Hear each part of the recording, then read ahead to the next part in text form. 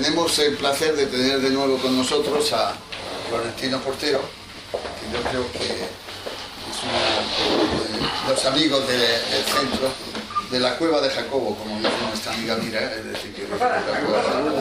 Ese nombre me gusta a mí. Está bien. El otro es la cueva. Y sé bienvenido, nos vas a hablar de la política exterior de España, que es un tema yo creo que interesante sobre todo, bueno, más interesante sería la política interior, pero vamos, no nos metamos en eso porque entonces nos deprimimos, es decir, más vale, vayamos a la política exterior, que a lo mejor encontramos ahí algún punto de, en fin, no lo sé, es decir, te dejo la palabra. Pues Jacobo, muchísimas gracias primero por la invitación. Debe ser la cuarta vez creo que he sido honrado participando en las actividades de la Cueva de Jacob, un nombre precioso que yo que ya ha quedado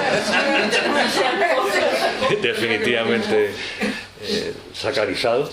Es un placer estar con todos vosotros, compartir puntos de vista y pasar sobre todo un buen rato.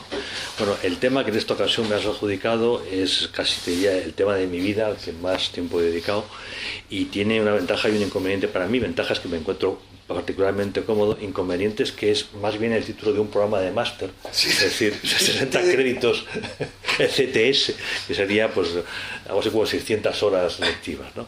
Evidentemente no podemos ni mucho menos entrar en detalle, pero que sí podemos hacer un ejercicio de síntesis que es importante, porque demasiadas veces el árbol no nos deja ver el bosque, y concentrarnos un poquito en lo que son de verdad los fundamentos de la política exterior española, eso que está ahí siempre.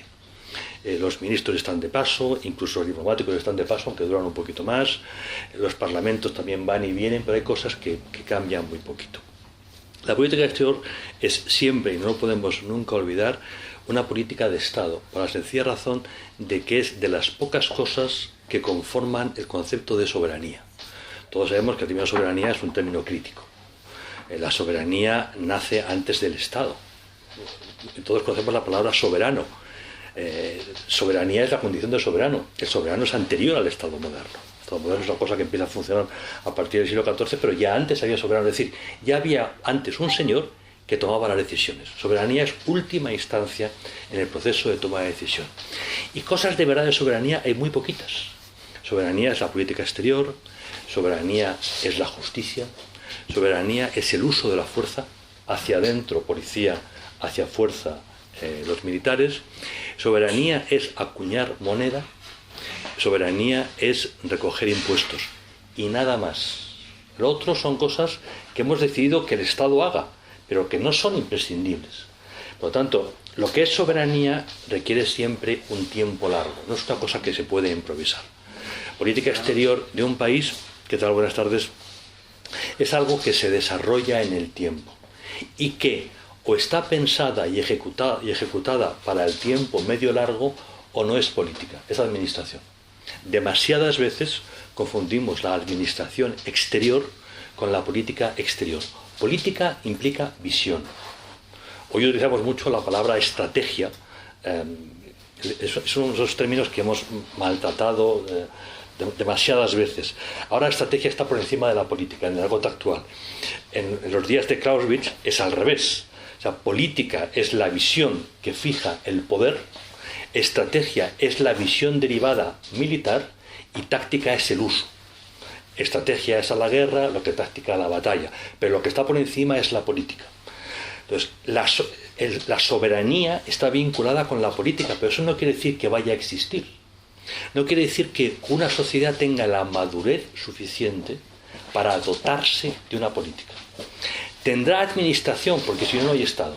Y la administración supone mover papeles. Entran por la izquierda y salen por la derecha, o entran por la derecha y salen por la izquierda. Eso es administrar, que básicamente es lo que hace un embajador todos los días. Entra un papel y sale. Hay un caso concreto, hay un tema consular, hay una gestión que hacer. Eso no es política. Eso es la administración del Estado. Política quiere decir visión en largo plazo. Esa visión en largo plazo para un Estado está siempre condicionada por una serie de hechos básicos, las coordenadas vitales, el espacio y el tiempo. En primer lugar, la geografía. Es evidente que Polonia no puede tener la misma política exterior que Portugal. por razones evidentes, ¿no? Portugal está a un extremo de Europa, es un país de costa, abierto o mal. Polonia es una llanura pantanosa entre dos potencias tremendas que le dan un repaso paulatinamente, un siglo en un sentido, un siglo en el otro. Es la historia de Polonia, esa no es la historia de Portugal, un lugar tranquilito, en una esquina y demás. Nuestra geografía es la que es. Somos una península de una península. Europa es una península asiática con ínfulas de grandeza. Pero somos una península del continente, como broma está bien, somos una península. Y esa península tiene a su vez algunas otras penínsulas, la escandinava, la italiana, Grecia y nosotros. Estamos en un extremo. Somos casi una isla porque nos separa del continente una cordillera de las de verdad, no de andar por casa, no son unas colinitas. Por lo tanto, en muchos sentidos, nuestra historia se parece a la del Reino Unido, a la de Inglaterra. Y nuestra visión histórica se parece también bastante a la de Inglaterra. Nacemos en gran medida, en términos de política exterior, con los reyes católicos, que lo primero que van a hacer es un diseño formidable de política matrimonial que va a salir difícilmente peor. O sea, toda la inteligencia que volcaron se volvió en su contra en un efecto boomerang espantoso. Si el objetivo era unificar la península ibérica después del Imperio Romano, siglos después, volver a constituir el gran reino de reinos en la lógica de la época en la península, porque eso va a salir desastroso. Y sobre todo, no es que no nos salga bien la operación portuguesa, es que de pronto nos vemos metidos de hoz y coz en el centro del continente, en el Reich, que no se nos había perdido nada en el Reich. Queremos llevarnos bien con ellos, como con los ingleses, básicamente para aislar a los franceses, que es el problema, porque es el vecino grande que tenemos encima y hay que tener siempre cuidado con él. Pero de pronto, de querer llevarnos bien con el Reich, nos encontramos al mando del Reich. Bueno, la gracia nos costó pues 3 siglos, desviarnos de lo que era nuestro objetivo consciente, que era de verdad constituirnos en una fortaleza entre dos mares, con una vocación, por lo tanto, comercial y básicamente marítima. O sea, no es casual que la infantería de marina, los Marines, sea un invento español. Es la cosa más obvia del mundo. Somos una potencia naval por razones geográficas. Y así empezamos siendo. No es casual que descubriésemos nosotros América y no otros, que estábamos ahí. Lo nuestro eran los mares. Bien, evidentemente, con el emperador Carlos, nuestra potencia naval tiene que equilibrarse con nuestros tercios, porque el imperio pues así lo requiere, y va a haber un enorme esfuerzo y un drenaje de riqueza y de esfuerzos espantosos. Con el siglo XVIII, los Borbones, hemos dejado atrás la paz de Utrecht, volvemos a tratar de concentrarnos en los mares y de no involucrarnos en asuntos que no nos interesan. Y va a ser el gran momento de la monarquía de Carlos III. De nuevo, recuperamos un poquito nuestro destino, lo que queríamos ser. Bueno, la Revolución Francesa, las revoluciones burguesas en Europa van a trastocar este momento. La Guerra de Independencia es la versión española de ese gran proceso iniciado básicamente en Francia. El tema es más complicado, pero vamos a concentrarnos en eso. El resultado es que también nos va a traer problemas. La Guerra de Independencia es además una guerra civil que va a dar paso a 3 guerras civiles, las carlistas, más la crisis cantonal, más ya en una situación de debilidad, las guerras derivadas de nuestros territorios en ultramar. Básicamente Cuba y Filipinas, revueltas permanentes hasta la guerra con Estados Unidos. De ahí vamos a sacar una conclusión que está muy marcada en la política exterior de Antonio Cánovas del Castillo, que luego se va a ver muy reflejada durante la monarquía de Alfonso XIII. Es la idea de que nosotros no podemos aislarnos porque somos una potencia histórica y porque tenemos intereses en todo el mundo, pero que ya no somos fuertes, ya somos intrínsecamente débiles. Nuestra economía no ha sido capaz de superar los efectos de la Guerra de Independencia. Vamos a tardar mucho tiempo en desarrollar la revolución industrial por problemas internos y por la geografía española, que no da facilidades. Problemas económicos. Problemas económicos, claro. La Guerra de Independencia y las guerras carlistas van a destrozar la hacienda pública y vamos a tener problemas de hacienda eternamente, hasta el bueno de Raimundo Frade de Villaverde, que va a poner orden ya a principios del siglo XX en la hacienda nacional. Eso quiere decir que las élites españolas a principios del siglo XX son muy conscientes de la debilidad. quisimos ser un poquito fuertes y nos costó la guerra con los norteamericanos. Lo que tenemos que hacer es concentrarnos en la industrialización, tenemos problemas de cohesión interna, seamos muy prudentes. Y esa prudencia lleva a que no nos metamos en la Primera Guerra Mundial. Pero el deterioro interno español, en parejo al deterioro interno europeo, va a llevar a la Segunda Guerra Mundial, en el caso europeo, la Guerra Civil Española y los avatares vinculados a la Segunda Guerra Mundial, en el que ahora no vamos a perdernos. De todo esto, ¿qué nos queda? Nos queda que la geografía nos ha colocado en un espacio abierto a mares, donde nos queda el reflejo de que vincularnos a los problemas internos europeos es fuente de desgracias, mientras que vincularnos al comercio exterior, a los mares abiertos, es fuente de progreso. Es un reflejo que nos quedaba allí. Y la idea también de que por nuestra debilidad hay que evitar meternos en guerras de otros. Solo concentrémonos en nuestra defensa. Y así estábamos a la altura de los años 40, 50, en el que va a ocurrir algo que va a transformar Europa. Me refiero al movimiento de integración europeo. El Tratado de Roma, todos los tratados consiguientes, hasta finalmente el de Lisboa. De pronto, en la cultura popular española, en la cultura política, Europa empieza a ser la solución. No estamos ya hablando de Europa la solución en los términos unamunianos primero, luego Unamuno rectifica, o clásicamente orteguianos, ¿no? De Europa como fuente de conocimiento, la Europa de la ciencia. No estamos hablando de la Europa de la política, porque Ortega jamás dijo que más Europa en política fuera bueno. Más Europa en política eran los nazis y Ortega era profundamente antinazi. No confundamos. Pero de pronto, la línea regeneracionista de que Europa es la solución por formación, por educación, por intelecto, con Europa es la solución por estabilidad política, se plantea en España. Esto es una novedad. Precisamente en una España que está aislada y que está acomplejada, porque nosotros hemos quedado apartados del Plan Marshall, hemos sido despreciados, la guerra civil ha sido un absoluto desastre, hay, digamos, un ambiente de, digamos, cierta tristeza, de melancolía en el alma española de esa época. Y aparece ese ideal.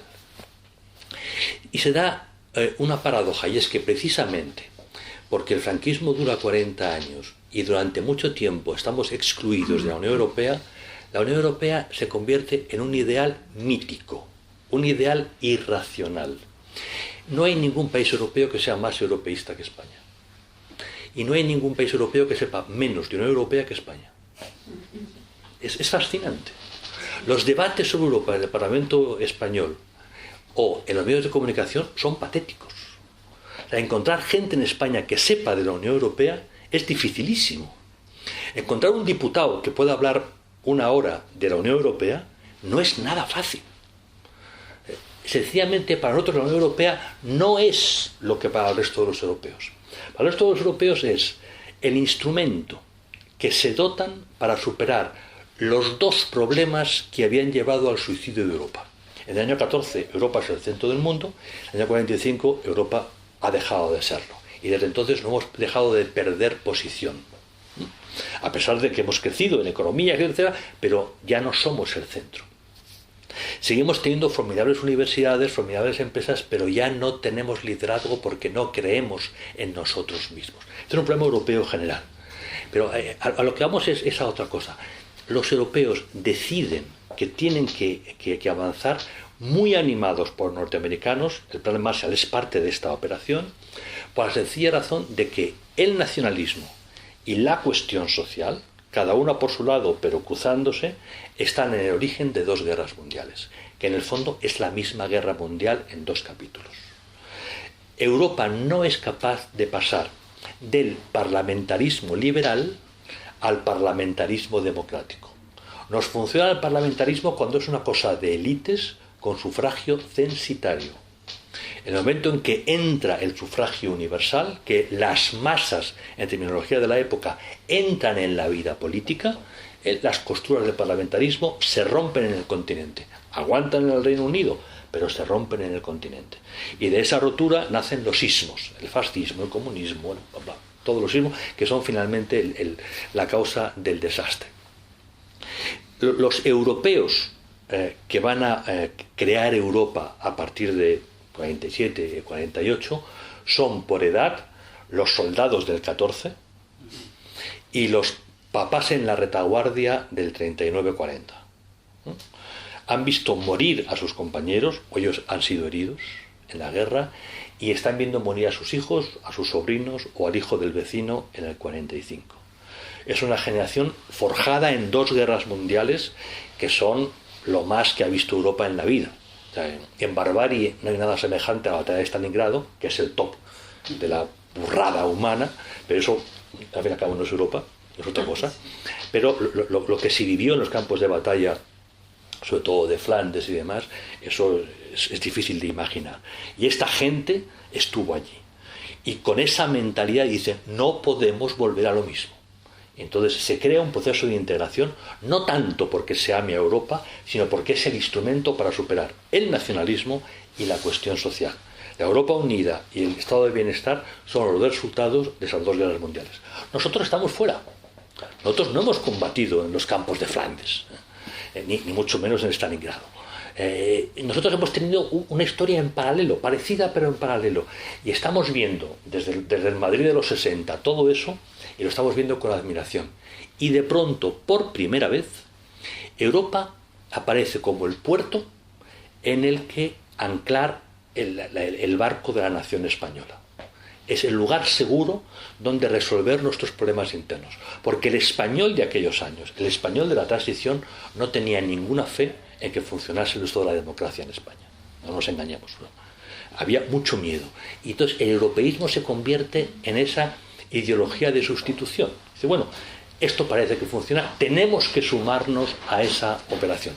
Y el europeísmo siempre ha estado ahí. De ahí que, si entramos en el Ministerio de Asuntos Exteriores y entramos y hablamos con nuestros diplomáticos, que son gente, doña Araceli, adelante, que son gente evidentemente formada, que han superado una oposición muy difícil, etcétera, etcétera, lo primero que vamos a descubrir es que para ellos el europeísmo no es una opción, como lo es para un diplomático francés, es una religión. Es algo que no es discutible. Y para entender esto, no solamente tenemos que recordar estas vivencias de la sociedad española con sus debilidades, sino un problema específico en el que tenemos que prestar particular atención. Decía al principio que política no es administración, que política exterior es soberanía. Política exterior en realidad es algo que no existe, porque solo existe la política. La diferencia interior, exterior, económica, todo eso son, digamos, juegos de palabras que hacemos los académicos para ordenar la materia durante días de explicación. Solamente existe una cosa, que es la política, el ejercicio del poder a través del liderazgo. No podemos entender la política exterior si no entendemos la política interior. Un país que está dividido, lo está en su política interior, en su política exterior, en su política económica, en su política laboral. España es una nación dividida. Hemos intentado acercarnos, ha habido momentos desde la transición hasta nuestros días en que parecía que por fin éramos capaces de converger, pero a la mínima se desvela nuestra realidad intrínseca, y es que tenemos visiones profundamente distintas. La política exterior española, desde la transición hasta nuestros días, dejando a un lado la cuestión religiosa del europeísmo, es un ejemplo de profunda división en el Parlamento. La política exterior la hacen los políticos, en teoría, porque político suele ser el que es nombrado ministro, y políticos son los que desde el Parlamento están vigilando. Pero junto a ellos está naturalmente el cuerpo de la administración del Estado que se encarga de eso. Igual que tenemos técnicos comerciales y economistas del Estado que se ocupan de los ministerios económicos, y tenemos inspectores de Hacienda, antes de inspectores de finanzas, que se ocupan del Ministerio de Finanzas, y tenemos militares que se ocupan de la defensa, y tenemos policías y guardias civiles, tenemos diplomáticos, lo que en España se llama la carrera. Formar parte de la carrera. Bien, la carrera, como todo cuerpo, tiene sus cosas, y sus cosas es que tiene intereses propios. Ya hemos visto su interés por el europeísmo, porque es un elemento de cohesión. Pero hay otra cosa que no podemos olvidar. Ellos no están normalmente en un despacho tranquilo, en el Palacio de Santa Cruz o en las torres estas de Arturo Soria, o más dentro de un tiempo en el antiguo Palacio de Lini, en la Plaza del Marqués de Salamanca, tranquilamente en un despacho con su ordenador despachando. La mayor parte de ellos están en destino, están dispersos, están en primera línea y tienen que ir a ver al ministro de Exteriores del Chad, o tienen que discutir con un ministro del Interior en Nigeria. Por lo tanto, las decisiones básicas que toman de política exterior les afectan personalmente, porque están dando la cara a distancia. Y ellos, que tontos no son, aunque no gozan del mayor prestigio, es el cuerpo superior más criticado por los demás cuerpos superiores. Donde todos coinciden es en criticar a los diplomáticos. ¿Esto nos debería llevar a pensar que los diplomáticos están menos capacitados que los demás? La verdad es que no. Yo he formado parte del tribunal que hace la selección y doy fe de que los chavales que se presentan han currado mucho y tienen cabeza. El problema que tienen los diplomáticos, básicamente los embajadores, gente que tiene normalmente más de 20 años de ejercicio, es que ellos saben que el ministro está de paso. De ahí que las cosas que diga tienen a ser consideradas como las ocurrencias del señor ministro. El señor ministro se va a ir, pero yo me voy a quedar aquí. El ministro me dice que haga no sé qué. Bien, ya veré. Pero claro, si él se va y llega otro, resulta que yo soy el malo ante el otro porque estoy defendiendo la política del anterior ministro. Y ya me han puesto un sello de este es que es del acuerdo del anterior, porque fíjate qué cosas decía. Resultado, de forma automática, el gen del diplomático español se coloca en la posición de perfil previamente. Igual que un militar, evidentemente te da el taconazo y se pone firme, porque esa es su posición natural, el acto reflejo, el del embajador es de perfil. Bueno, ya veré. Ministro, qué buena idea has tenido. Pero... Y empezamos a enredar. Ellos es un cuerpo además pequeño y tienen que entenderse entre ellos, lo cual no siempre es muy fácil. Y para ello, pues, llegan a sus propios acuerdos. Importante valorar siempre que para la carrera adoptar posiciones firmes es a menudo algo problemático. No porque la medida sea buena o mala, que cada cual pensará, como es normal, lo que sea, sino porque no se la acaban de creer, porque saben que el Parlamento no apoya plenamente esa posición, la que sea comercial, sea militar, sea estratégica, da igual. Ellos saben que el Parlamento español no ha llegado al punto de madurez como para que España tenga una política exterior. De la misma forma que saben que su colega el francés no necesita recibir instrucciones para saber lo que tiene que hacer, porque da exactamente igual quién gobierna Francia. Lo que es la política cotidiana de Francia la tienen imbuida, la tienen metida en los genes. Más aún si han pasado por Siespo y por la ENA. Ya son como peces de piscifactoría, ¿no? Saben cuál es la política de Francia. Un británico sabe cuál es la política del Reino Unido. Un español sabe que España no tiene política. Tiene administración, naturalmente, y tiene una serie de cosas obvias, ¿no? Hay que llevarse bien con Marruecos, nuestra presencia en América Latina es muy importante, hay que estar en Bruselas y buscar equilibrios entre la posición francesa y la alemana, pero si tú le preguntas, bueno, pero ¿España tiene posición en Bruselas? Bueno, vamos a escuchar lo que dicen y buscaremos un punto de equilibrio. No hay posición, hay sencillamente un intento de estar. Es muy importante que entendamos esto para que cuando luego veamos casos en que llega un ministro que quiere hacer esto o lo otro, su principal problema va a ser el ministerio. O sea, la carrera lo va a frenar preventivamente. Y si se pone muy pesado, lo van a poner a viajar. Es automático, ¿no? El ministro está empeñado en esto. Vamos a darle papeles para leer y vamos a ponerle a viajar. Y a ver si aguanta. Y viajando y leyendo ya le mareamos y ya las ínfulas se irán aplacando un poquito. Estas son las técnicas que los jefes de gabinete que trabajan para la carrera y nunca para el ministro practican con normalidad. Y evidentemente el jefe de gabinete en teoría es la persona de máxima confianza del ministro, pero el ministro está de paso y el jefe de gabinete quiere tener una larga y provechosa carrera en el servicio exterior de España. Y por lo tanto, lo más importante es sintonizar correctamente con los 3 secretarios de Estado del Ministerio. Esa armonía corporativa es la que todos ellos van a buscar, que no siempre es fácil porque entre ellos tampoco es que las simpatías sean enormes. son pocos y tanto roce pues no siempre genera amor. Esto es fundamental entenderlo porque en ningún otro ministerio pasa algo comparable. Cada ministerio tiene sus cosas, cada cuerpo de administración tiene sus cosas, pero esto es muy significativo. Bien, vamos ahora a ver un poquito las regiones. Bueno, todos sabemos que España, por su historia, es en primer lugar el país que está presente en América Latina o Iberoamérica y que es ahí donde desarrollamos plenamente el ejercicio de nuestra cultura, de nuestra influencia, etcétera, etcétera. Y por lo tanto cuidar la presencia de España en Iberoamérica supone cuidar la marca España. Es el activo que nos hace fuerte en otros foros y eso es básico.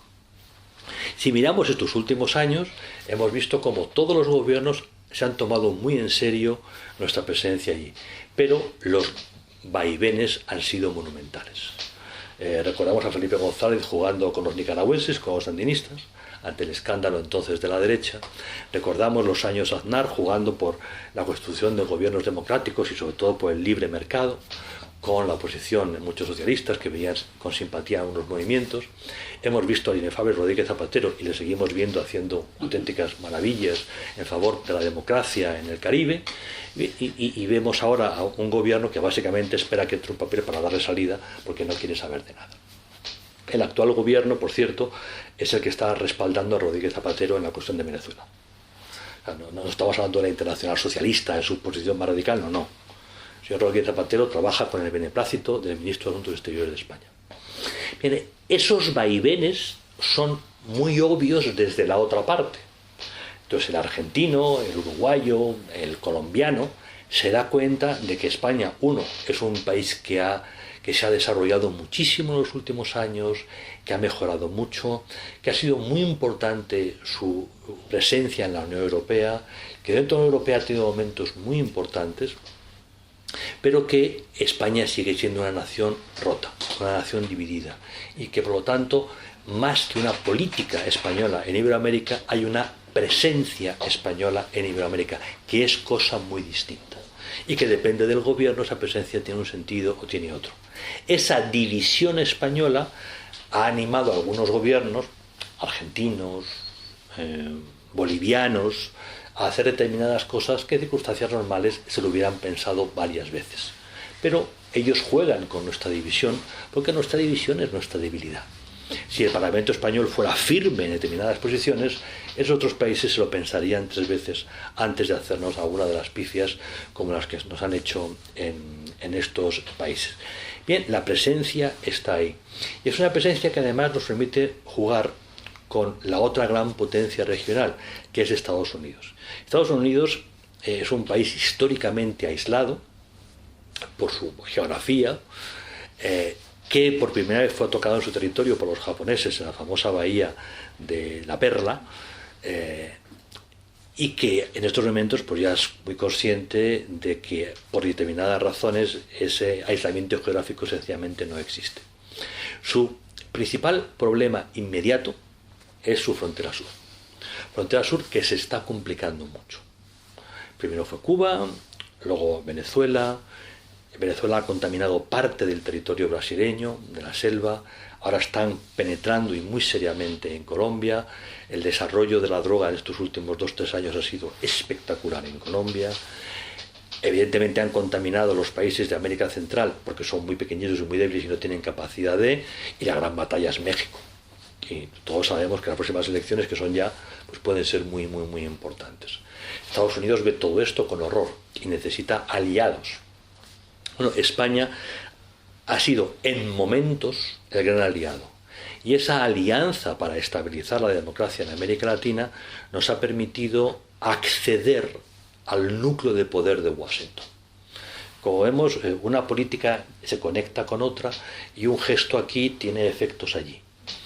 España ha sido fuerte en Bruselas por nuestra fortaleza en Washington. España era fuerte en Washington cuando lo era por su fortaleza en América Latina. Es un juego de dominó. Pero que si no lo entendemos, no entendemos nada. ¿Por qué el embajador de España es en temporadas recibido en las más altas instancias de Washington? Porque es un socio en América Latina muy importante. Y muy en menor medida por los temas de Magreb, Oriente Medio o Europa. Para Washington nosotros somos actor, somos socio para estabilizar su frontera sur. Bien, no es difícil imaginar que para Washington los vaivenes de nuestra política exterior, que son los vaivenes de nuestra política, pues se han vivido con preocupación, a veces con desolación y en último caso con pragmatismo. Pues hay embajadores nuestros que han estado allí y no han sido recibidos más allá que por un subdirector general, que es una forma diplomática de enviar un mensaje. No eres fiable y por lo tanto jugamos a los papeles. Te envío un papel, me envías un papel, movemos papeles de bandeja y poco más. En estos momentos España no pasa por un gran momento en Washington. A pesar de que hemos enviado una figura muy significativa como embajador, alguien que no es de la carrera, alguien que ha sido secretario de Estado de Defensa, secretario de Estado de Seguridad en Interior y ministro de Defensa. Alguien que ha dirigido o presidido empresas de armamento. Alguien con un perfil muy especial, que es la defensa, que es lo que más valora Estados Unidos de nosotros en estos momentos. Pues aún así, nuestra presencia es muy limitada, porque de poco vale que te abran una puerta si una vez que has entrado no tienes nada que decir. Y esta es nuestra situación. O sea, nuestro presidente del gobierno no tiene ningún interés por los temas de política exterior o política de defensa. Las instrucciones que genera el ministerio son muy pocas y son muy de andar por casa, muy administrativas. España no quiere meterse en líos, desde luego. España es fundamentalista en temas europeos, por lo tanto, pues Washington sabe que estamos allí, pero en estos momentos nuestra influencia es muy limitada. Si nuestra influencia es muy limitada en temas generales de política exterior, quiere decir que también lo es en temas comerciales y en temas económicos. O sea, un país trata a otro, da facilidades en función del toma y daca. Esto es un juego estrictamente de intereses. Entonces una empresa española puede lograr una concesión en un momento determinado, hombre, porque el gobierno de esa nación, por ejemplo que Estados Unidos, te está agradecido y entonces te va a dejar esto, y que en principio iba a ir a los alemanes o a los franceses o a los italianos. Bueno, pues nuestra presencia comercial en Estados Unidos tampoco está en su mejor momento, precisamente por eso, por ese, digamos, querido bajo perfil que nuestro gobierno en estos momentos tiene en Estados Unidos. Estados Unidos es para nosotros crítico. Ya hemos visto cómo Estados Unidos ve a nosotros. ¿Cómo vemos nosotros a Estados Unidos? Para nosotros, y no tanto para la población española como para las élites gobernantes, Estados Unidos es el único socio competente y fiable con el que podemos contar en nuestra frontera crítica, que es el Magreb. El Magreb tiene a su vez una frontera crítica que es el Sahel. Si el Sahel se desestabiliza, está desestabilizado, va a contaminar de distintas maneras el Magreb. Y si el Magreb se desestabiliza, España no tiene capacidad para reaccionar. La idea de que vamos a establecer baterías y líneas de ametralladoras para matar a todo aquel que viene del sur es poco realista. Eso no funciona así. Por lo tanto, tenemos un problema. Con Estados Unidos, y no solo con Estados Unidos, también con Francia, también con el Reino Unido, también con Italia, podemos hacer cosas que ayuden a estabilizar el Sahel y de esta forma facilitar la estabilidad del Magreb. Sin Estados Unidos, ninguno de nuestros socios potenciales tiene ni la capacidad de liderazgo ni las capacidades militares como para poder actuar de verdad de forma eficaz. El actor tradicional, Francia, porque es el actor tradicional, es el más odiado. La historia de Francia en Marruecos y Argelia, que tiene cosas positivas, tiene algunas que no son tan positivas. Y la población local, pues, digamos que tiene un recuerdo de la soberbia francesa que contamina la relación.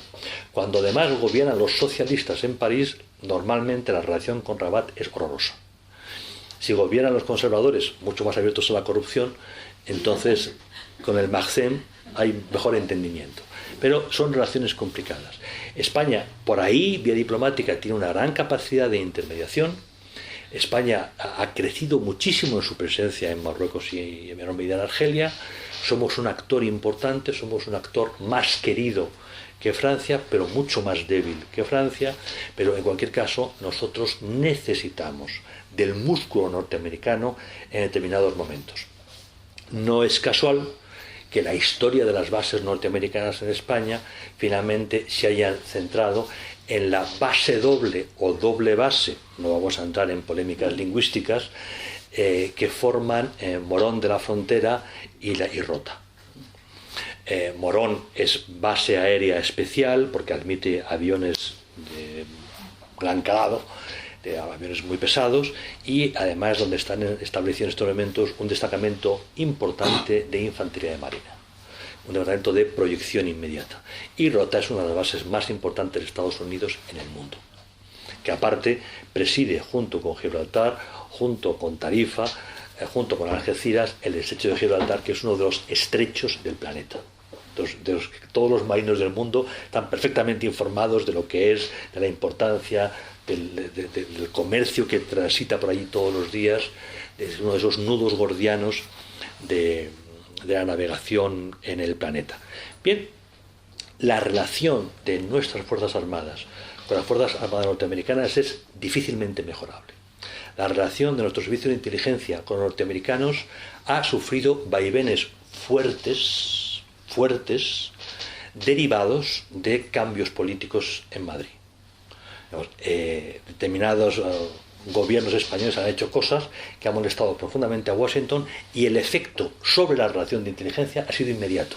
De la misma manera que en los mejores momentos la relación de inteligencia de Estados Unidos con España ha sido de enorme intensidad. La operación más importante de la historia contra ETA, que normalmente decimos que es de la Guardia Civil, fue una operación de la CIA. La CIA no presume de eso, pero fue una operación de la CIA en colaboración con la Guardia Civil. Se colocaron determinados instrumentos en armamento pesado que se vendía en Bélgica a ETA, y eso permitió hacer el seguimiento de dónde guardaban los arsenales, y de esta forma conseguimos detectar el mayor arsenal de ETA, que fue finalmente la operación más importante en la lucha contra ETA de siempre. Igualmente, en momentos de buena relación diplomática, Estados Unidos dotó a la inteligencia española de tecnología, de escáneres de comunicación, que raramente han compartido con nadie. Esos escáneres están en la clave para entender el fin de ETA.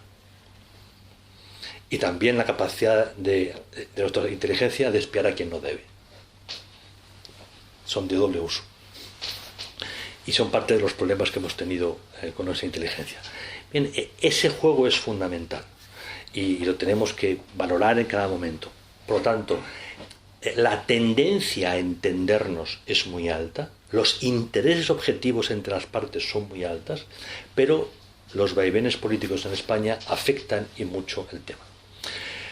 La Unión Europea.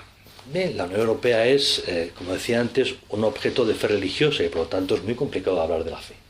¿Se tiene o no se tiene?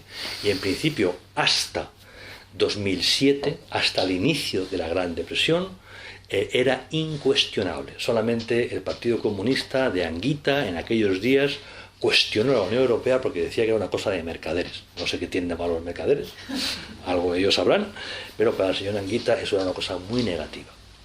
Los viejos liberales creemos que el comercio es la base de la riqueza y por lo tanto sentimos una gran simpatía por los mercaderes, pero bueno, Anguita evidentemente no había leído a Adam Smith o no sentía un gran interés por Adam Smith.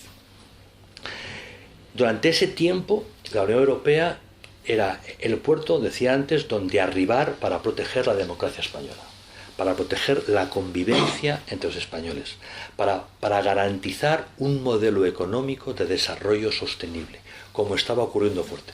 En el fondo, lo que había era algo que no se podía decir porque no era muy elegante. Pero queremos soltar la soberanía cuanto antes para que nosotros no podamos mandar sobre nosotros mismos y que un alemán nos mande. O un holandés, pero mejor que sea un protestante, que es gente que tiene principios morales más recios y no puede confesarse y estas cosas, ¿no? Que los del norte nos gobiernen, porque es la única forma de que podamos vivir en paz. Bien, nuestra historia en la Unión Europea ha sido en general muy positiva. Y durante todos estos años, pues aparte de las guerrillas con los franceses que privaban sus intereses agrícolas a los nuestros y ese tipo de cosas, tipo de guerrillas, el español ha percibido que en 30 años el bienestar ha mejorado, que nuestra capacidad productiva ha crecido, que en todos los órdenes nos hemos modernizado. Y por lo tanto, esa Unión Europea finalmente parecía que había sido una muy buena apuesta. Bien, el fervor europeísta, que depende de los países, era mayor o menor, ha entrado en una etapa nueva a partir del año 2007, el inicio de la Gran Depresión, la mayor crisis económica desde el final de la Segunda Guerra Mundial. Y bueno, estamos viendo elección a elección. En Inglaterra ha ganado el Brexit. En Italia los dos primeros partidos son partidos anti-europeístas que replantean la permanencia en la zona euro.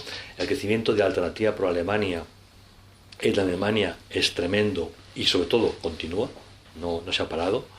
El crecimiento del partido capitaneado por Wilders en Holanda igualmente es un crecimiento que está ahí, que es importante. En las elecciones presidenciales francesas hemos visto que no llegaba ni un republicano ni un socialista, que las dos fuerzas que habían estado, digamos, de forma ordenada gobernando Francia se habían quedado en el camino, y que llegaba un señor que pasaba por allí listo como el hambre, y el Frente Nacional. Bien, el Frente Nacional finalmente ha perdido, pero si el señor que pasaba por allí, que ha ilusionado a la gente y que es listo como el hambre, no consigue durante su primer mandato poner Francia en funcionamiento, convencer a los franceses de que no se puede vivir bien eternamente sin trabajar, que para un francés esto es una cosa, no es fácil de entender, si no, digamos, anima a la sociedad francesa a afrontar el futuro con ilusión, pero también con sacrificio y con esfuerzo, cuidado, el Frente Nacional puede resurgir. O sea, esa operación no está acabada. En general, lo que llamamos de forma inapropiada populismo es un término tan vago que no quiere decir nada, pero movimientos alternativos que tienen un punto de demagogia, todas las políticas son demagógicas, pero no son más que otras, y que cuestionan el papel troncal de la Unión Europea, eso no se ha acabado. Es verdad que la Gran Depresión se ha acabado. Los economistas nos dicen que el año que viene puede estallar la burbuja de la deuda, que será la fase B de una enorme crisis económica. Pero lo más importante está por llegar, que son los efectos de la cuarta revolución industrial. Que eso van a suponer cambios culturales y cambios sociales enormes que de verdad van a replantear los grandes consensos posteriores a la Segunda Guerra Mundial. Eso va a ser de verdad el gran hito. O sea que puede ser verdad que el año que viene tengamos el estallido de la burbuja de la deuda, va a ser de cuidado. Pero después de eso, cuando empiece la bonanza, empezaremos a ver cómo la economía crece, pero las tensiones sociales aumentan derivadas del daño a las clases medias y de una nueva forma de vida generada por una gran revolución industrial que sencillamente va a obligarnos a replantear muchas cosas, y a las sociedades no les gusta replantearse nada, por principio, sobre todo nada que tenga que ver con mis derechos. Todo europeo nace con una mochila enorme de derechos y una mucho más pequeña de obligaciones, ¿no? Bueno, pues me cabe en el bolsillo y tal. Pues la mochila de derechos se va a replantear mucho, ¿no? Nuestros hijos o nuestros nietos van a vivir tiempos de profunda transformación. Que no hay por qué ser pesimistas. O sea, nunca ha sido más fácil ser empresario que ahora. Nunca. En la vida. Ahora un ingeniero o economistas con muy poco dinero pueden alquilar unos pocos metros cuadrados, 5 ordenadores, y empezar a hacer cosas que eran impensables antes. O sea, nunca hemos vivido un momento mejor en la historia, pero ese momento mejor en la historia supone replantear acuerdos básicos de la posguerra mundial, y eso va a tener su aquel. Todo esto está a su vez replanteando la posición de los españoles ante la Unión Europea. Ya no vemos tan claro que sea tan bueno. El fervor religioso empieza a disminuir y surge un racionalismo que cuestiona cosas. Por primera vez los europeos empiezan a pensar, bueno, ¿esto es tan bueno? ¿No es tan bueno? ¿No es tan bueno? En el fondo, si no hubiera euro, podríamos haber devaluado la moneda y habríamos resuelto algunos problemas y creado otros. Esto de la inmigración, hombre, yo porque tengo que aguantar un pacto que ha hecho la señora Merkel, que se va de viaje a Turquía. Yo no tengo por qué compartir nada por el estilo. Eso de la política fiscal única que nos quiere imponer ahora Macron, eso de la política fiscal quiere decir que el presupuesto del Estado lo aprueba un holandés en Bruselas. Eso es la política fiscal única. Que por otro lado es de cajón. O sea, si tienes una moneda única, tienes una política fiscal única. Y no puede ser que cada Estado apruebe unos presupuestos con criterios distintos. Eso es de locos. Y evidentemente eso estaba en la idea original de cuando lanzan la moneda. Europa se construye de una forma peculiar. La idea básica es, solamente se encuentra una solución si antes se crea un problema. Por idealismo, la Unión Europea jamás ha crecido.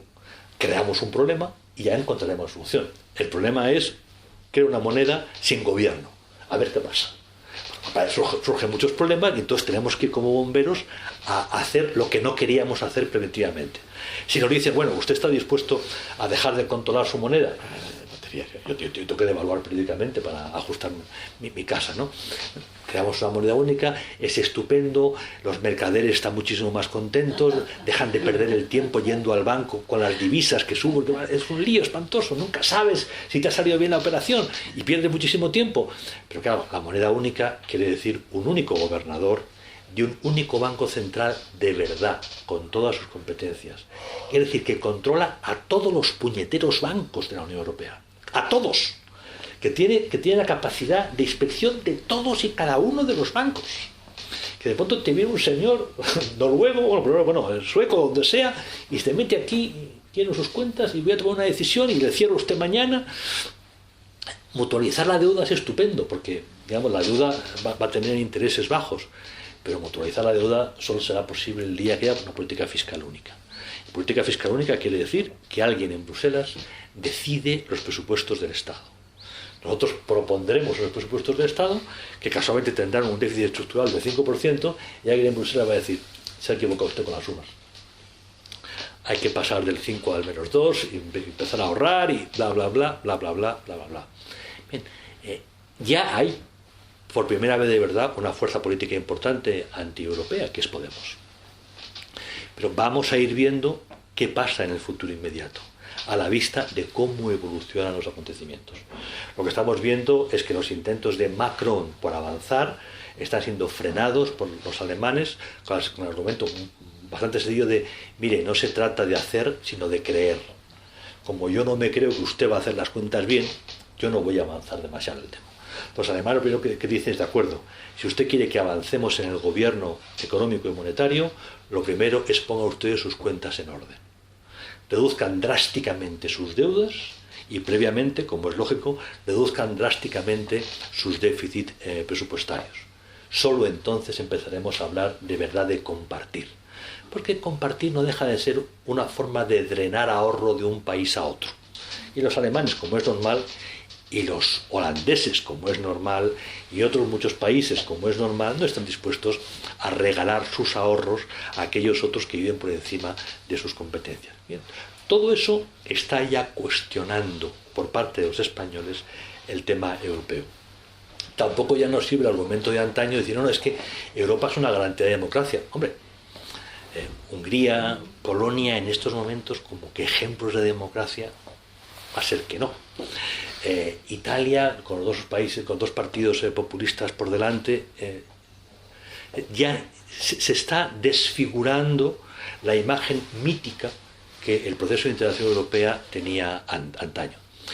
En lo que es puramente diplomacia, bien, España ha vivido tres fases en la Unión Europea. La primera es la fase de la entrada. Los gobiernos Suárez, Calvo Sotelo y primera parte de Felipe González. Tiene una lógica. Tenemos que conseguir entrar, hay que negociar. Y se forja dentro de la carrera diplomática todo un núcleo, y dentro de los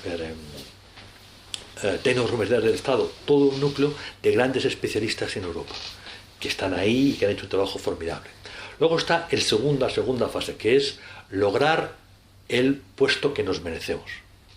Eso técnicamente es un poco ambiguo, pero refleja una voluntad de estar arriba. Corresponde a los gobiernos González-Aznar. Aznar le toca el momento álgido, pero digamos, no se entiende a Aznar sin el trabajo previo de González. Entonces, esto no va de políticos buenos o malos, va de tramos.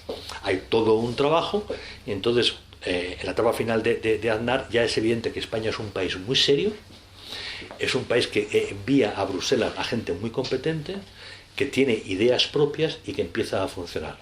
Y luego está el tramo Zapatero-Rajoy, donde España renuncia voluntariamente al liderazgo porque siente vértigo.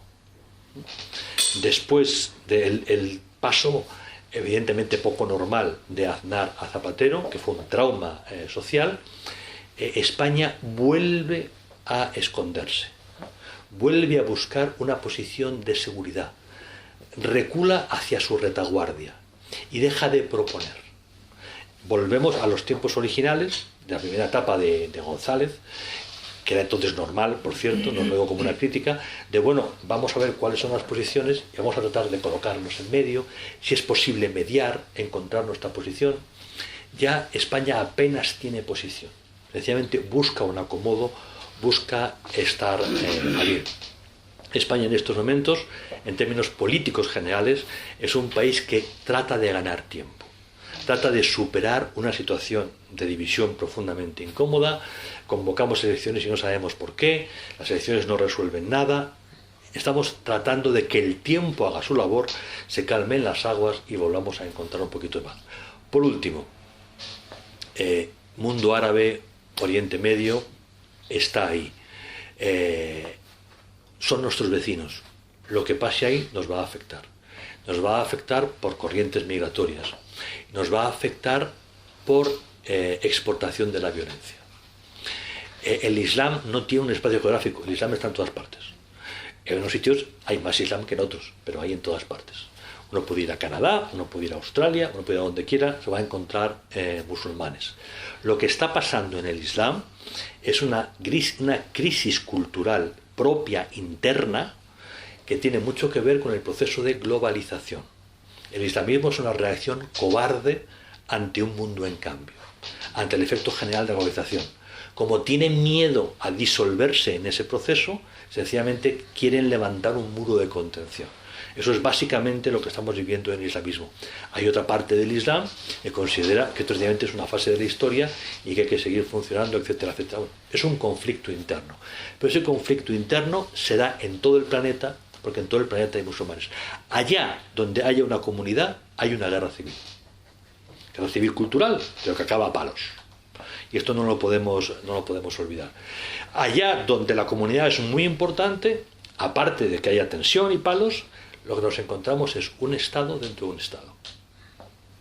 Cuando hay una concentración importante de población, el Estado deja de existir. Vivimos como el Estado español dejó de existir en el País Vasco en determinados municipios. No sé si ha vuelto el Estado español, tengo mis dudas. Pero durante mucho tiempo no hubo Estado español en muchos municipios de Vizcaya y de Guipúzcoa. Bueno, pues no hay Estado francés, inglés, allí donde hay grandes concentraciones de población musulmana. Aparece un derecho alternativo, no necesariamente publicado en el Boletín Oficial del Estado, pero que funciona. Porque los violentos lo hacen funcionar. Y eso es un problema muy, muy, muy serio. Como es un problema muy, muy, muy serio la evolución demográfica de Europa, que tiene que ver con problemas también de orden cultural, ¿no? El agotamiento de una cultura, que es la cultura europea. Pero ese no es un tema para tratar hoy, sino que dejamos para más adelante. Bueno, creo, don Jacobo, que ya he hablado quizá más de la cuenta. Tenemos que dar tiempo a... esto queda otra charla, es decir, Asia queda todavía ampliamente para definirlo en un próximo... Nos quedamos fundamentalmente con América y Europa y la política exterior española. Y el Magreb Sahel, que es lo más inmediato. Exacto, y dejamos Rusia. Y Asia para los siguientes. Para la otra vez siguiente. Muy bien. Y haremos política exterior de España 2. Muy bien. Pero sabemos ya que entonces hay que mirar hacia... Depende de donde veas, hacia la derecha o hacia la izquierda, como quiera uno verlo, pero hacia el oriente. Vamos. Bueno, estoy dispuesto a... Muchísimas gracias, de verdad. Yo creo que ha sido magnífico, creo que has especificado el tema muy bien. La crisis europea en la que se encuentra, que yo creo que sí que es verdad que procede de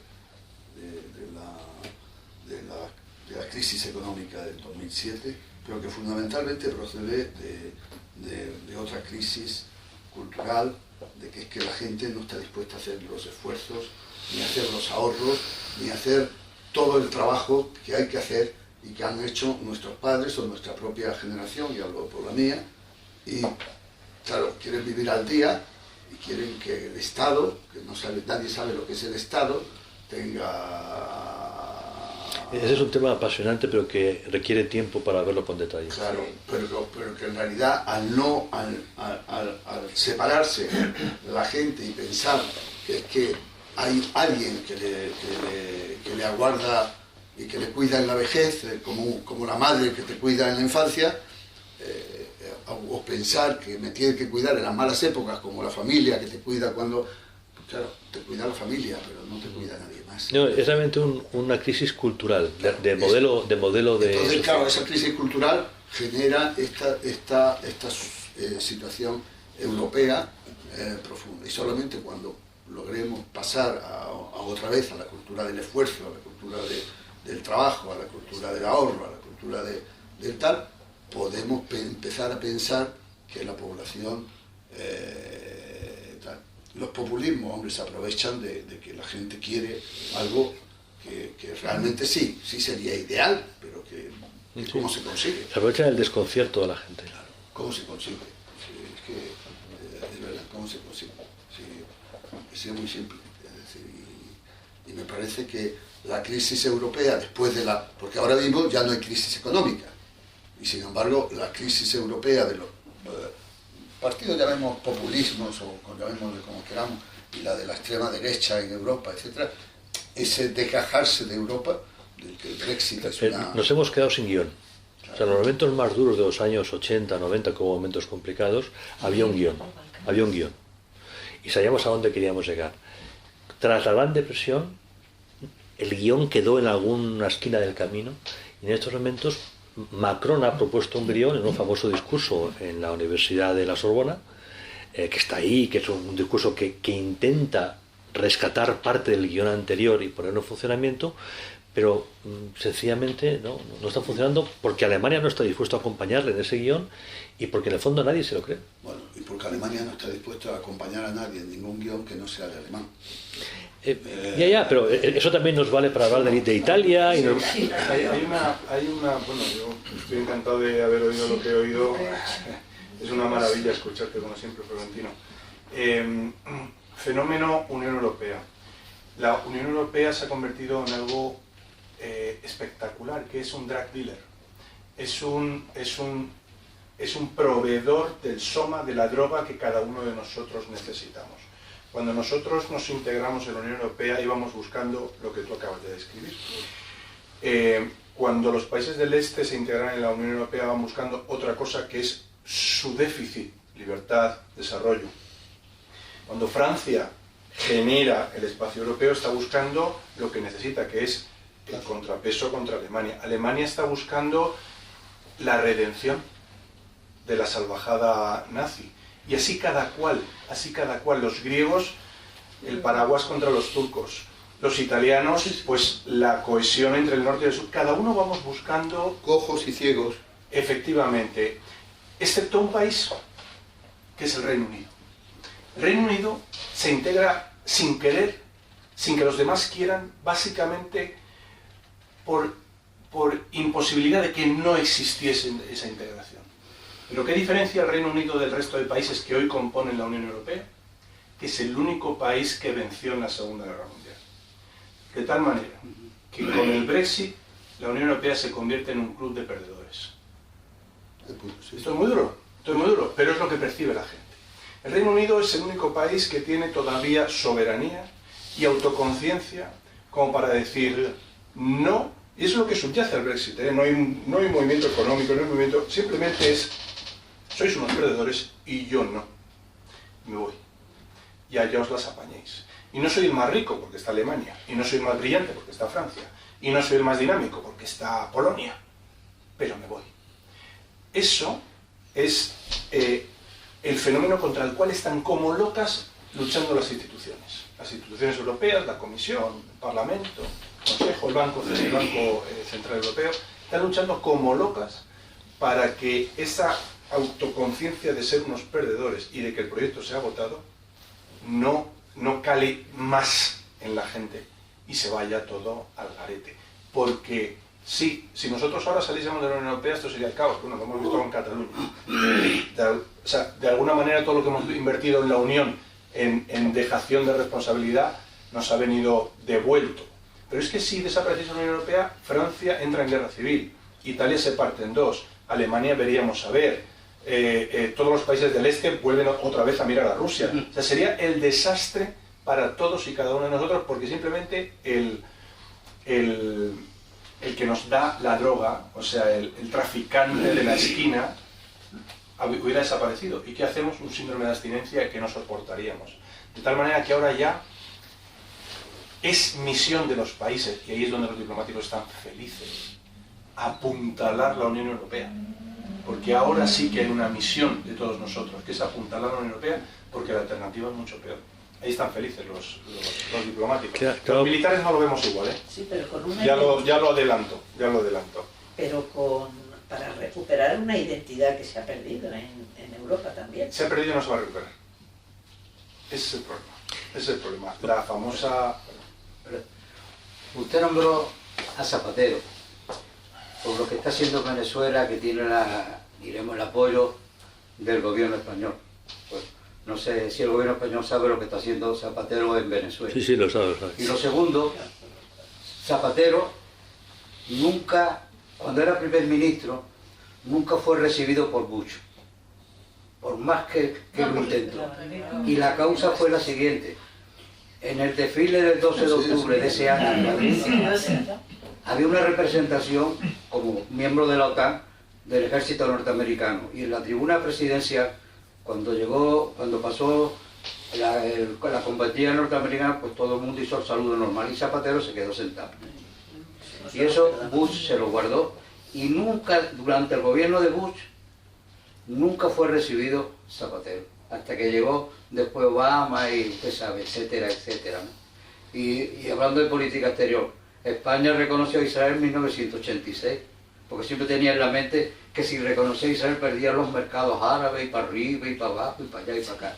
Y los de países del Magreb es normal, ni Francia, ni España, ni Estados Unidos son la madre de Calcuta, sino que desde hace muchísimos años, no de ahora, estos países tienen que ayudar a Marruecos, sobre todo, y a Argelia, porque no se olviden que, sobre todo, de Orán a Alicante, lo que hay son unos cuantos kilómetros. Imagínese Europa, Dios no lo quiera, si en Marruecos o en Argelia hubiera un gobierno de estos yihadistas, como dicen ahora, ¿no?, que se quieren quedar con el mundo entero, empezando por Andalucía, que es la más bonita. Por eso es que tienen que ayudar, y sí, tienen que seguir ayudando a los países del Magreb, porque cuando Marruecos se anexó, hizo la famosa Marcha Verde, que se anexó al Sahara español, todo ese gasto lo financió Estados Unidos.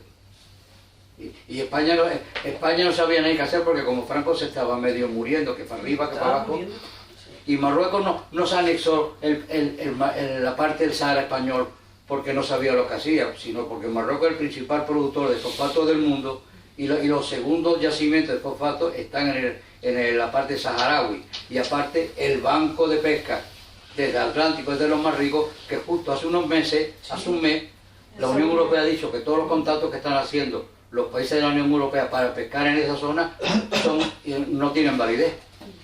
Sí. Bueno, voy tratando de contestar distintas preguntas. El problema, digamos, de la política en la Unión Europea en estos momentos es que es una política meramente defensiva, es una política de contención. El edificio se nos viene abajo, tenemos que apuntalarlo. Claro, las políticas de apuntalamiento valen solamente para el corto plazo, proyectos de emergencia, apuntarlo y a continuación hago la reforma. La reforma es una actitud positiva. Claro, lo que en estos momentos no tenemos es un discurso positivo. Macron lo ha intentado, y además con la legitimidad de soy joven, acabo de llegar, vengo a hacer relevo. Perfecto, muy bien. Los alemanes ya le han frenado. En el último encuentro con Merkel, todo parado. Si a través de no sé qué acuerdos la Unión Europea no es capaz de proponer a los europeos un plan positivo para primero superar la situación actual, el apuntalamiento, pero después para afrontar los efectos de la cuarta revolución industrial y de la globalización, la Unión Europea entra en un declive crítico. Los diplomáticos ya sabemos que no tienen ningún plan, porque no tienen por qué tenerlo, somos políticos los que los tienen que hacer. Los diplomáticos es ejecutarlo. Pero en estos momentos yo no estoy viendo en Madrid, no estoy viendo en Roma, no estoy viendo en ninguna parte. Tanto Francia, ninguna. Pero Alemania, lo siento, pero Alemania se le acusa de no ayudar económicamente, pero en realidad ha hecho mucho más daño por otros caminos. Ya, bueno. Empezó en Yugoslavia,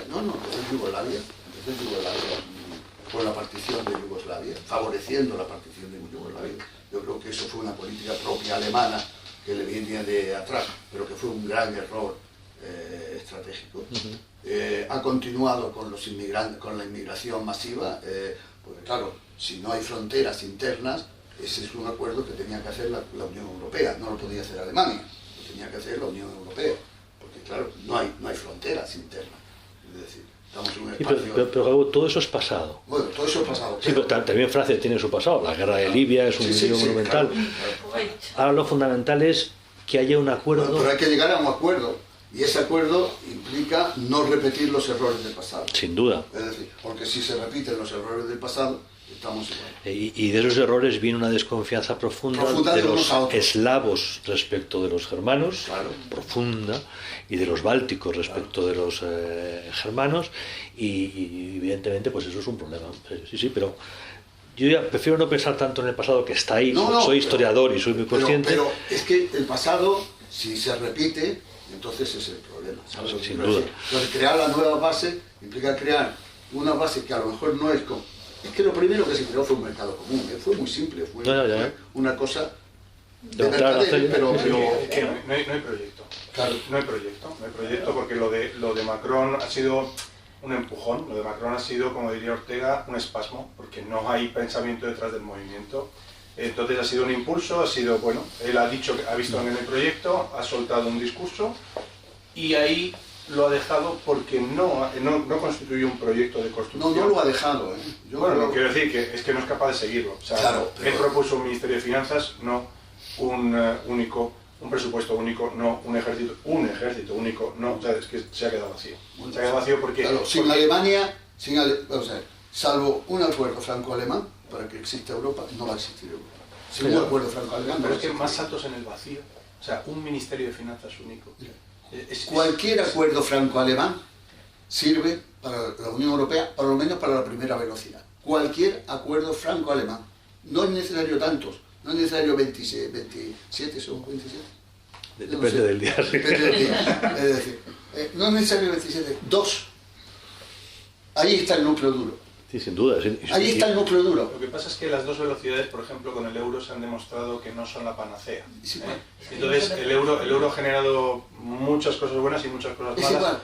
Un euro 2, un euro 2.0, un ejército, un ministro de finanzas, una ciudadanía común, son más problemas.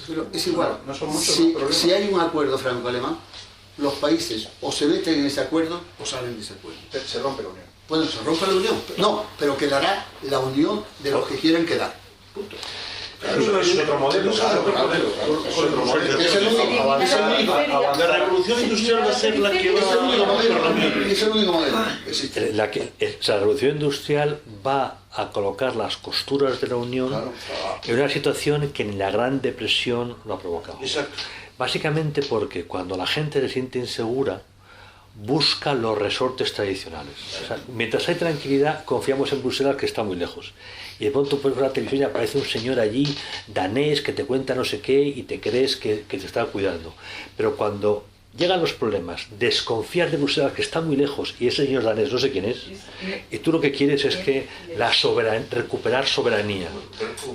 Claro, pero el problema es que hemos llegado a un momento de desarrollo que ya no hay marcha atrás. Un dato muy sencillo, que todos entendemos. Imaginémonos que Italia, que tiene en estos momentos 2 partidos arriba, decide abandonar el euro, porque van a formar un gobierno de coalición, la Liga del Norte, con las 5 estrellas. Perfecto. En ese momento, la deuda pasa de euros a liras, multiplicándose ¿por cuánto? ¿Por 5? ¿Por 7? ¿Y quién la paga? No, es impagable. Entonces, automáticamente es quiebra. Es quiebra. automáticamente... ¿Es un anticipo Grecia o no sirve de nada? No, No, Grecia se ha mantenido. Sí, pero está hablando. Sí, pero Grecia y Portugal son dos ejemplos interesantes de qué ocurre con países que son pequeños en población y digamos modelo económico, que ha costado mucho más Grecia que Portugal ordenarlos. Ha habido que entrar a saco y poner orden. Se ha bajado mucho el nivel de vida de la gente. Ha sido muy duro para todos ellos, pero por tamaño podían ser intervenidos. No se puede intervenir en Italia. Pero por otro lado, no se trata ahora de intervenir, es que Italia se iría libremente. Claro, el Reino Unido se va, pero el Reino Unido nunca tuvo euros, siempre tuvo sus libras. Y la libra ha sufrido el... Pero en el momento que dijo Brexit, la libra empezó ya a sufrir. Y la City ya no es la misma, y la gente le está yendo, y ya veremos si el Reino Unido se va o no de la zona de la Unión Europea, que yo no me lo creo. No se va. Irlanda, mira cómo la tienen que... Bueno, claro, es que la frontera entre Irlanda del Norte y Irlanda del Sur, si es una frontera Brexit, es lo que se llama una frontera dura. Y eso genera un trastorno enorme que cuestiona los acuerdos básicos en los que en su momento en el gobierno de Tony Blair se hicieron entre Irlanda y Irlanda del Norte. Bien, bueno, siendo realistas, siendo pragmáticos, y la política a veces es un ejercicio de pragmatismo y a veces es un ejercicio de locura. O sea, no hay plan B para los estados que están en el euro, salvo para Alemania. ¿Por qué? Porque el euro es el marco. Sí, porque si tú le haces... Alemania es el único que puede irse. El euro es el marco. Una pregunta. Respecto a... Bueno, preguntarle si efectivamente Rajoy pudo haber descubierto el algoritmo de definición de la política exterior española, en el sentido de que de esa dualidad, digamos, Zapatero-Felipe González en Venezuela, representa justamente esos aires de, ¿no?, poner dos velas, ¿no? O sea, él es una persona que se encuentra cómodo en dos situaciones donde la gente realmente no lo está, que es en la inacción y la indefinición. Claro, yo soy castellano, cuanto genéticamente no soporto ninguna de ambas situaciones. El castellano es activo y necesita aclarar incluso demasiado las cosas. Los castellanos tenemos que ser binarios y la realidad a veces es más complicada, ¿no? Hay más que unos y ceros. Los castellanos somos un poquito limitados, pero él no, o sea, él no es castellano, es la quinta esencia del chiste gallego. Entonces, para él todo eso es normal. Lo fundamental para él es: yo no voy a hacer nada de verdad en Venezuela. Bueno, no voy a hacer nada ni en Venezuela ni en ningún sitio. Ya se aburrirán. Pero mientras tanto juego y parece que estoy mediando y que ayudo y tal. Pero... Bueno, los intereses de las empresas españolas, digamos... Entonces ya no queda el interés español.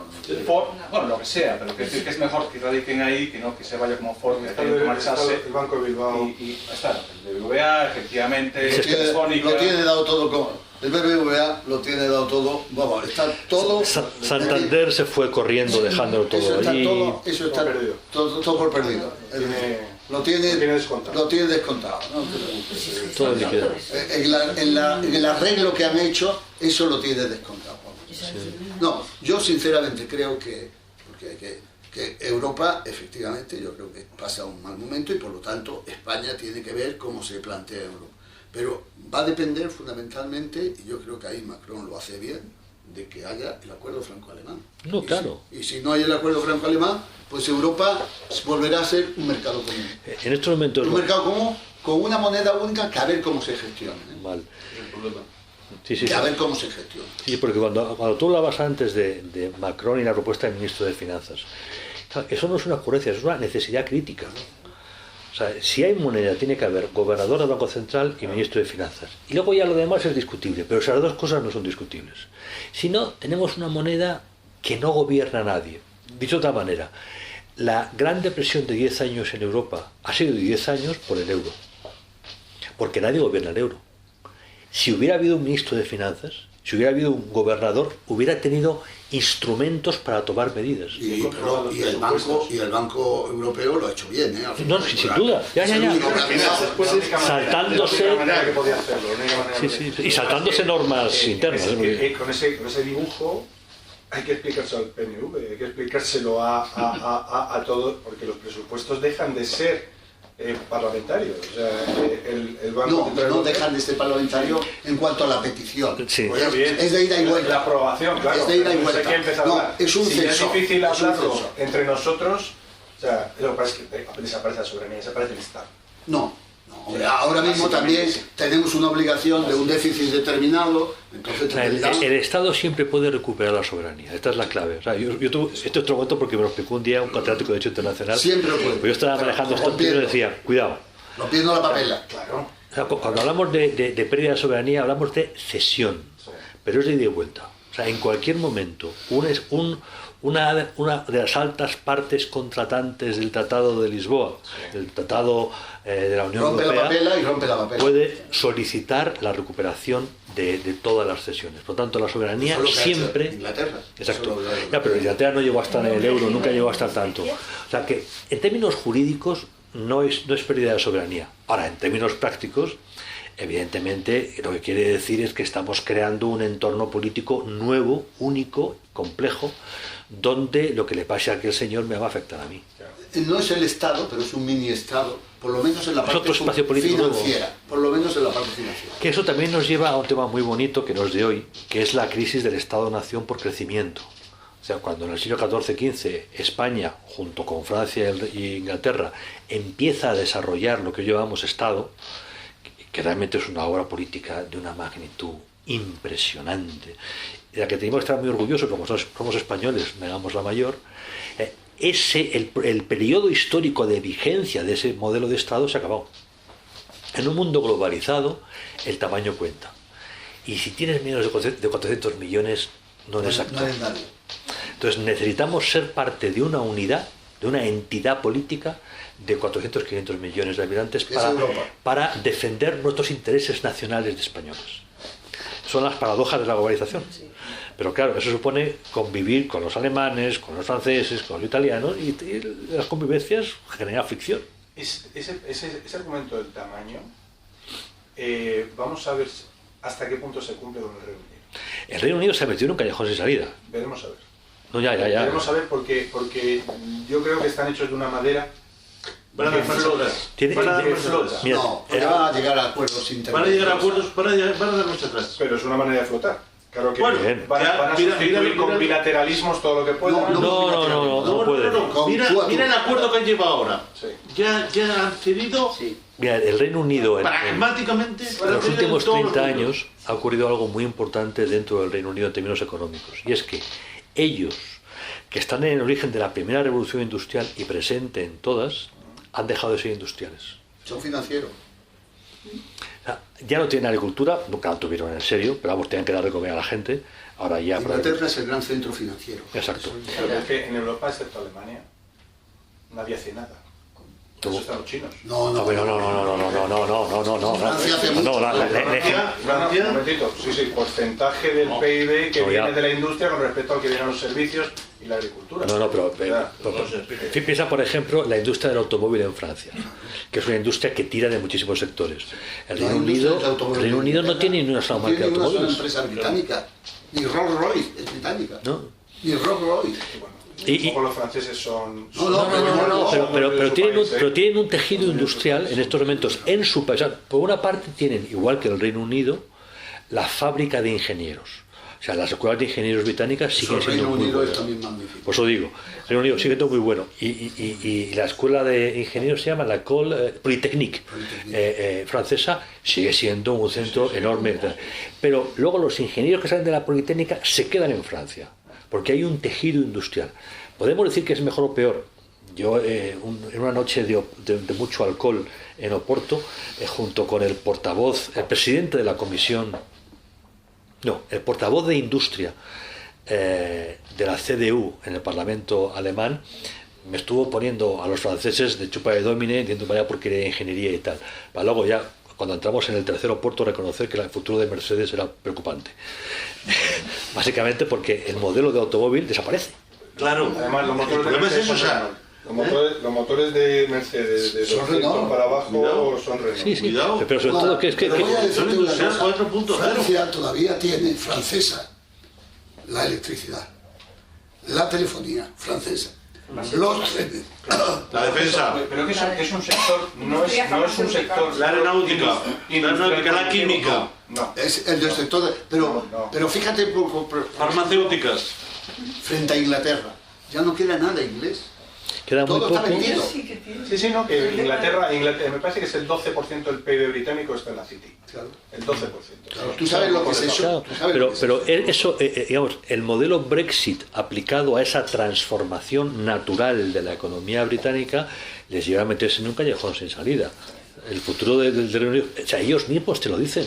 O sea, nadie top ha defendido el Brexit explicándolo correctamente. Todos ellos eran muy conscientes de que dependen del mercado europeo. Por tanto, no pueden irse. ¿Cómo ahora le dan la vuelta y ganan los laboristas y los laboristas dicen no sé qué? Y ya veremos cómo lo hacen. Los laboristas británicos con Corbyn son otro... Sí, pero tienen la capacidad, para dar la vuelta al Brexit. La sensación de yo no soy dependiente, yo no necesito tu droga, es un subidón también. Que Sí, se han equivocado. Necesitan la droga, claro que la necesitan, pero que en un momento de lucidez han pensado que ya no.